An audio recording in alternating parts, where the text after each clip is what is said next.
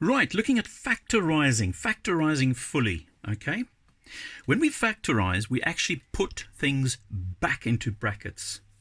Now, we've all learnt about removing the brackets, okay? Multiplying out the brackets or removing the brackets. Now, when we factorise in algebra, we put things back into brackets. So let's look at a simple way of looking at this. If I have 12a plus 8, and they tell you to factorize, okay, we're going to factorize that now. The first thing we're going to look at is we're going to look for the highest common factor of 12 and 8. In other words, what's the highest number that will divide into 12 that will also divide into 8? Once you've puzzled that out a little bit, you'll find out that that was 4. So we're going to have 4 outside the brackets. The next thing you ask yourself is, are there letters on both sides of the sign? Are there letters both sides, and are they the same? Well, in this case, there are no letters there, but there is a letter there. So if that is the case, that there's no letter that we can use, okay, we open the bracket. Now it becomes simpler, because now all you need to say is, what do I multiply 4 by to get 12a? So 4 times 3a is going to give me 12a. And 4 times what gave me 8? It is 2. That then is how we factorize. We look for the highest common factor. Are there letters the same on both sides that I can put outside the bracket? No, there isn't. Okay, let's look at another example. Again, question would always say factorize or factorize fully. Okay, let's take 18m plus, what could we say? Let's say 9m. Now, what was the first thing we said? What was the first thing we had to look when we factorize? We find the highest common factor. The highest number that divides into 18 and 9. Careful now, it's not 3. The highest number that divides into both of those would be 9, because 9 goes into there twice. So we're going to use 9 outside the brackets. The next question I ask myself, are there letters on either side of the sign? And are they the same? Yes. And if they're the same, we use that outside the bracket. So open the bracket because there's no other letters. Now careful here. 9m times what gave me 18m.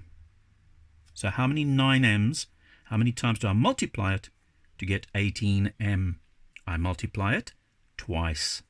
Be careful, not 2m.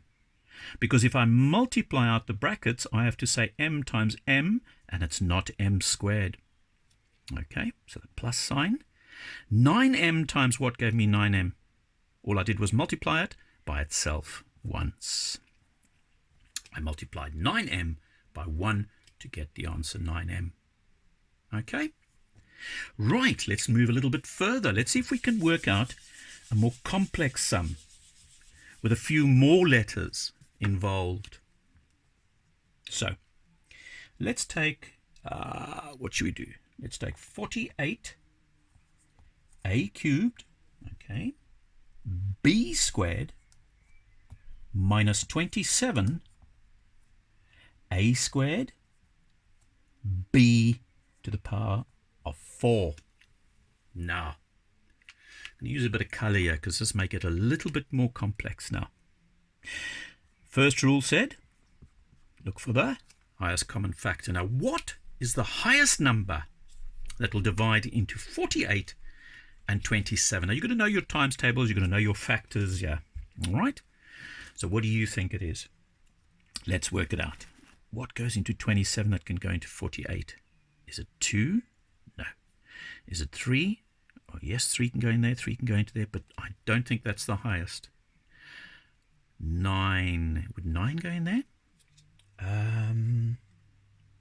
I reckon it's 3. Okay. So let's have a look. Let's have a look. How many times does 3 go into there? It goes in there 16 times. 3 goes into there 9 times. So the highest common factor in this case is 3. Now, what was the next thing we had to ask ourselves?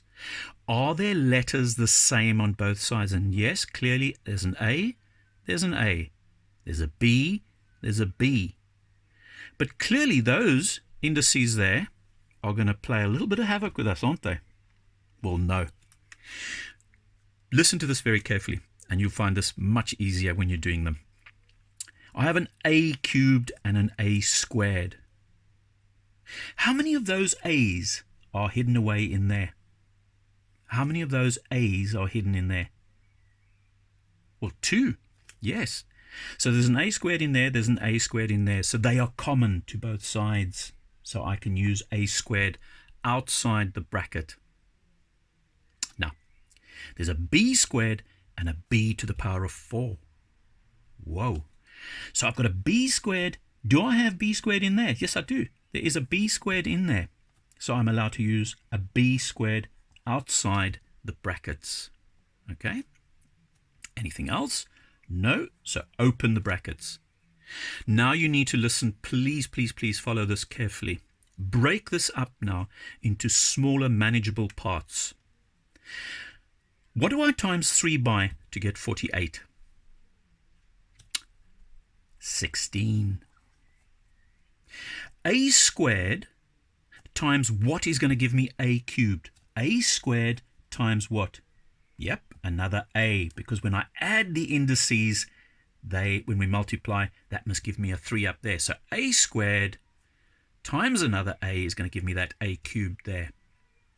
And B squared, well, nothing, okay? They cancel each other out in this instance.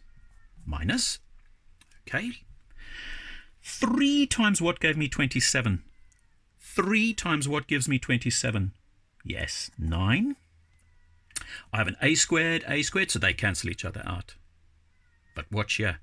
I've got a B squared multiplied by what to give me that B4 there? What do we do again? We add the indices, so it's another. How many more to get to 4? 2. So 9B squared. Okay? Are we clear about that, guys? You sure about that? Let's double check now. 3 times 16 gives me 48. A squared times that A gives me A cubed. Okay? And then obviously the B squared is there. B squared times nothing in there, so it's B squared. That plus times that minus is a minus. 3 times 9 is 27. A squared, I've got an A squared out there. So yes, I've got to put the A squared in there. And then, of course, that's a B to the power of 4. So B squared times B squared gives me B to the power of 4. Double check, double check. 100% correct. Yep.